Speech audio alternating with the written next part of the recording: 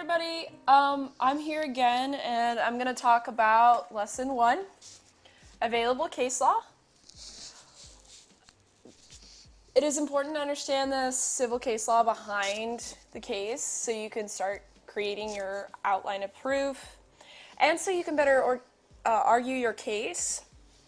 If you understand the history, even if it's made-up history behind your case, you'll be able to better understand how you can prove or disprove each of the complaints. So I hope this helps you a little bit. I know I pause a bit and it may be a little bit awkward to listen to me speak, but here we go. So, why is this not working? Hang on. There we go. So why is it important to study the case law? It's important to study the case law because, as I said, if you know the history and background behind the case, you can better structure your arguments. Now, mock trial is a little bit confusing in that it's a closed world case.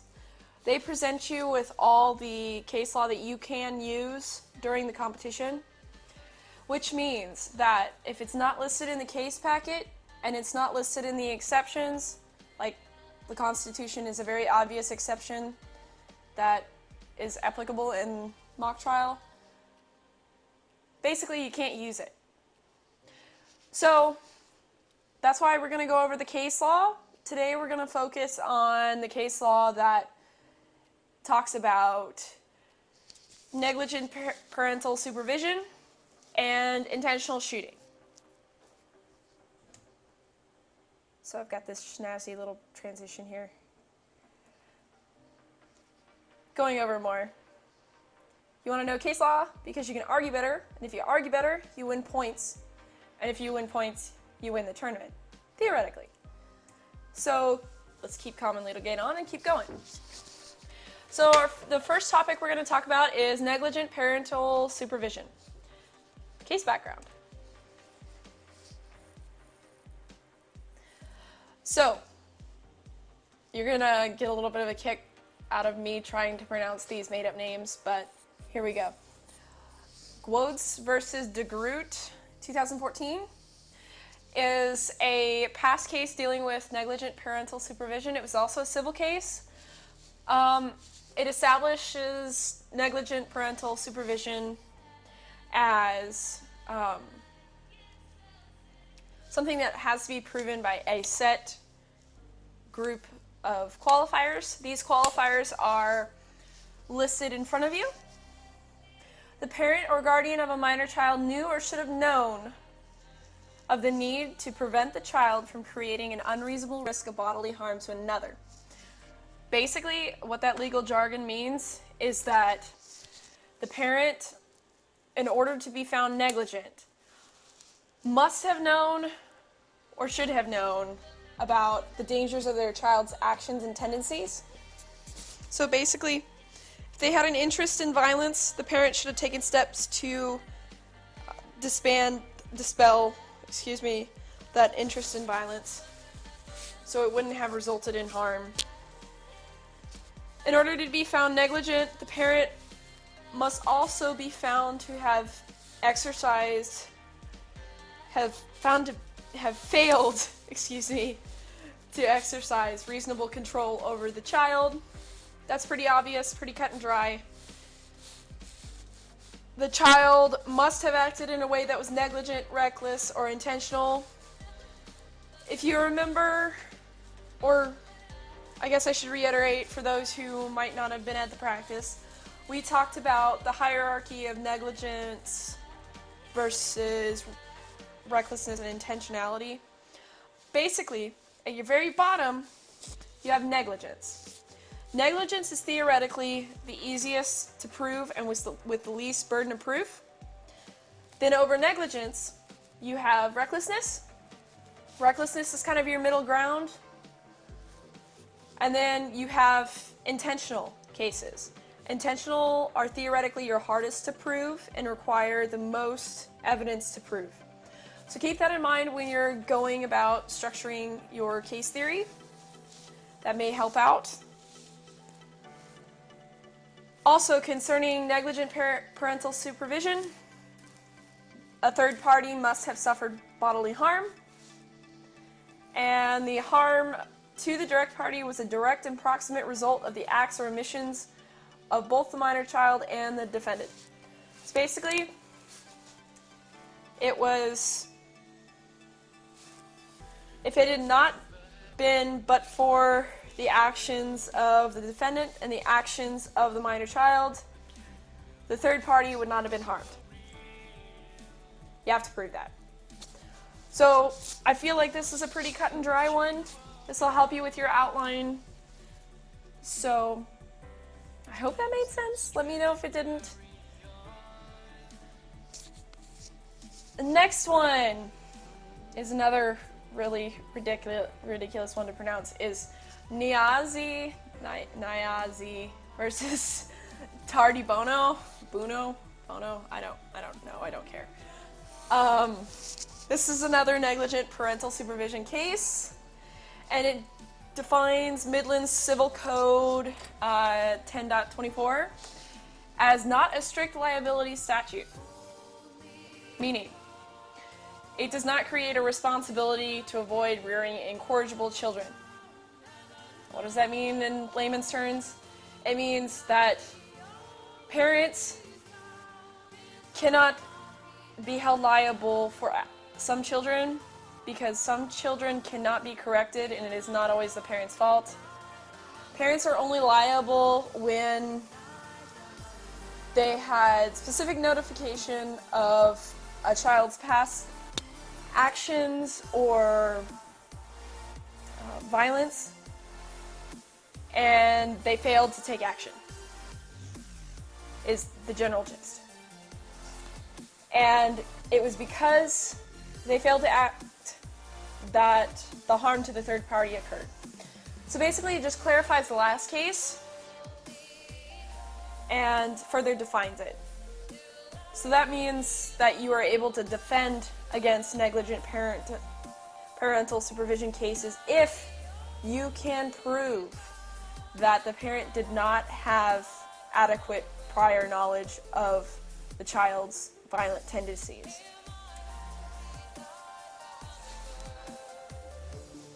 So, next one is Skoll versus Kitchener, 2011. It defines Midland Civil Code 10.24 further, and it requires us to analyze whether or not the parent exercised or attempted to exercise reasonable control over the child. We must consider in court whether the parent responded appropriately to specific prior acts, whether the parent's subsequent efforts to control the child were reasonable, and whether the parent should have foreseen the need to prevent a specific incident in question, and if so, whether the parent made reasonable efforts to do so. This is a very cut and dry interpretation of the Civil Code, and I don't believe it really needs any further simplification. Excuse me.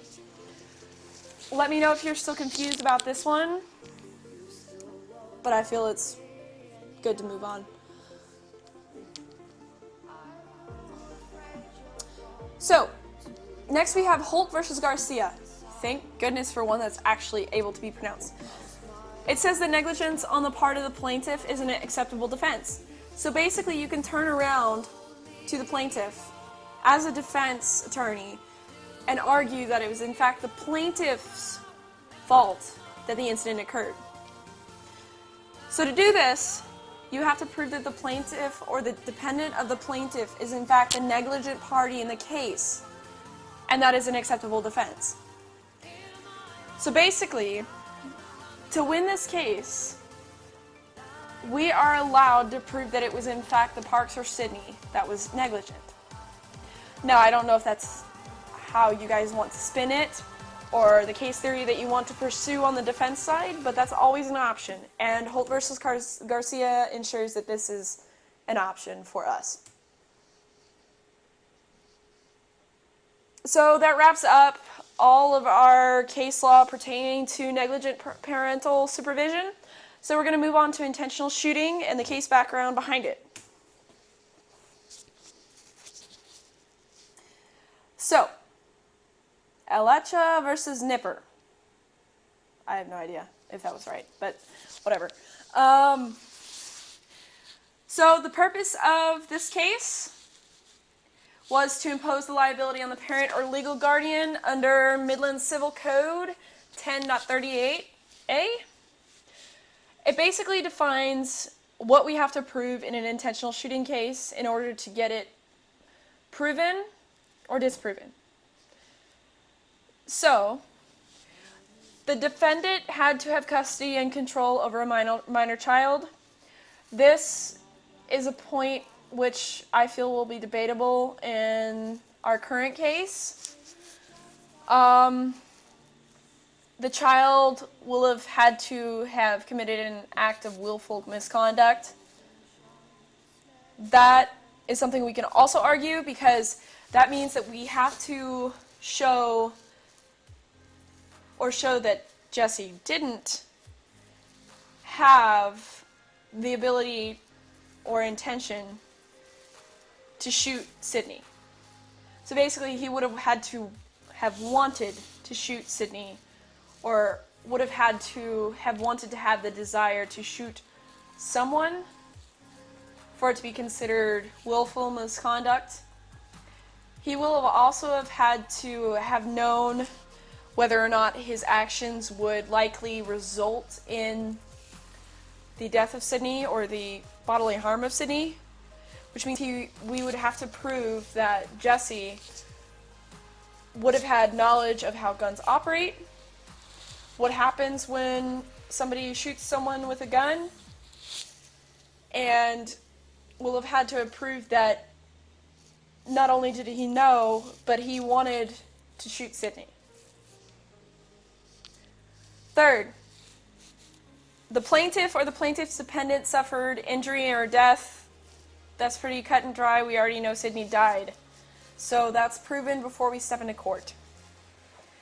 And lastly, the willful misconduct was direct and proximate cause of the harm suffered. That we also know is to be true, because if it had not been but for Jesse's possession of the pistol and Jesse's firing of the pistol, Sydney would not have died.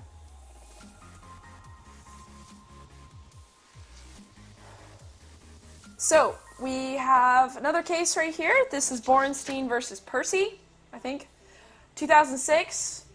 And this imposes the liability on the parent or legal guardian under Midland Civil Code 10.38. The plaintiff must prove that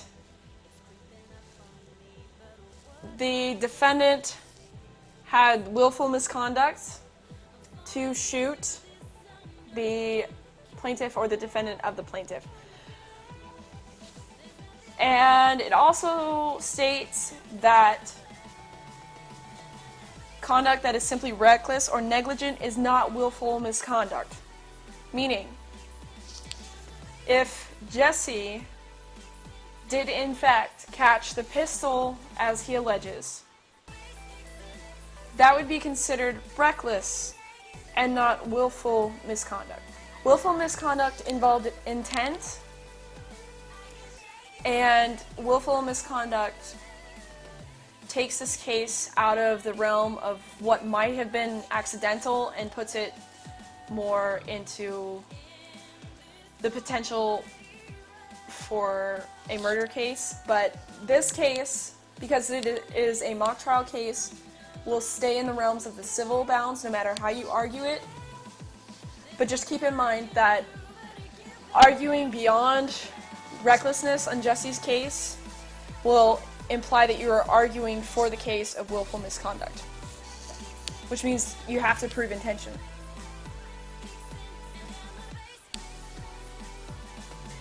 So the next one is Durkin versus Hellwig. Sounds like Hedwig from Harry Potter. Anyway, I need to focus. This provides an example of a minor being charged as an adult. Basically, the background behind this case was a minor was charged as an adult because he shot the plaintiff's dog. The reason behind this was the minor was handling firearms. Handling firearms is regarded as dangerous adult activity. Now, I'm not really for sure how this is going to apply to our case. I'm not really for sure how our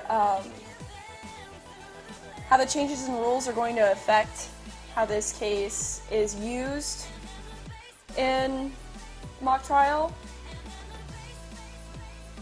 If we are able to treat Jesse as an adult and charge Jesse as an adult, it changes the ballgame totally.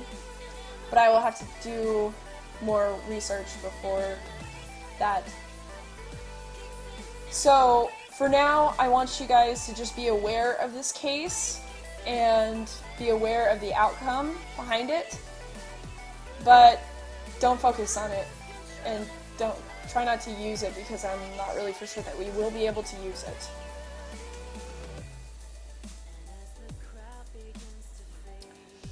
So, Wyatt versus Allie is another intentional shooting. Basically, parents cannot admit evidence that the child had never before engaged in similar misconduct. The reason for this is plaintiffs cannot admit evidence that the child was, I don't know, a bully or violent ahead of time.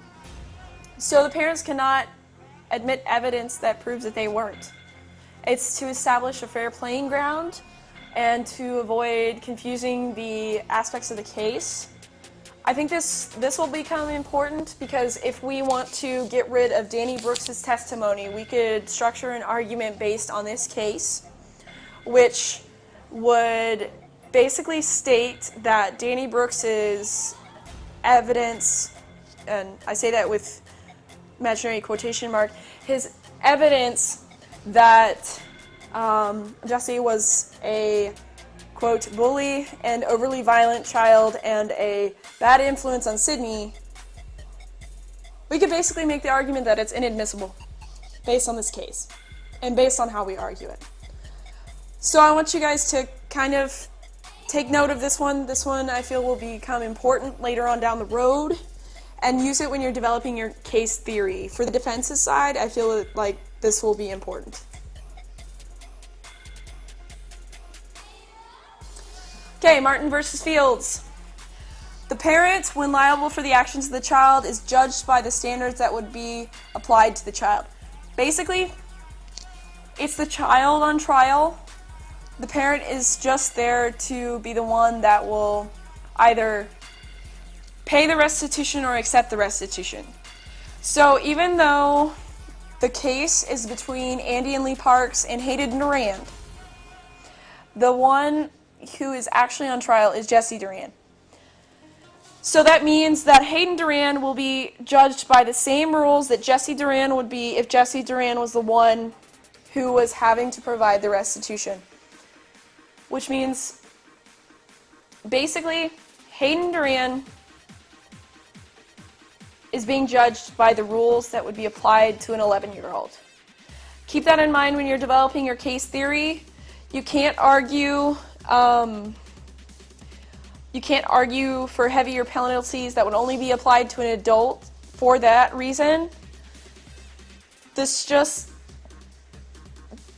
states in law the obvious, I feel like, in that it defines the representation of the parent.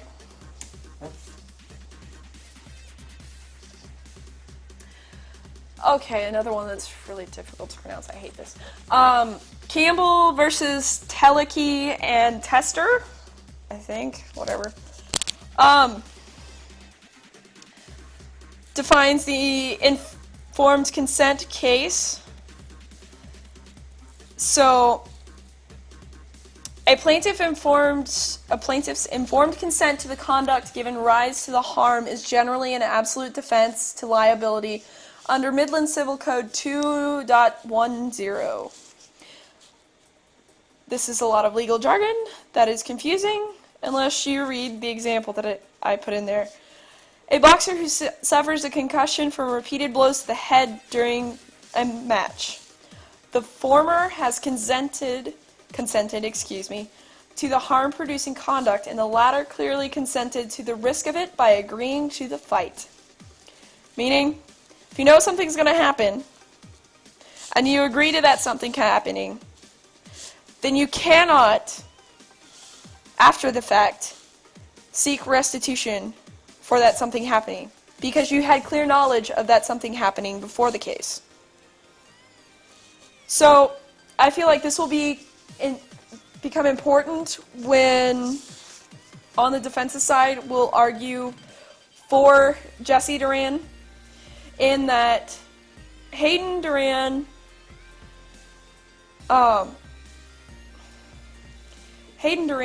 expressed issues with having a pistol on site at the Parks residence, and told the Parks ahead of time that he did not feel comfortable with them having a gun in their household, and it was the Parks who assured him that no harm would come to their children, that it was safely locked in the safe. I believe that you can make an argument using Campbell versus Teleke and Tester to show that Andy and Lee Parks' complaint of intentional shooting on the part of Jesse Duran is not right. Now, we can argue the merits of my feelings later. It's just an idea I had at this point. But just keep this in mind as you're preparing your case theory.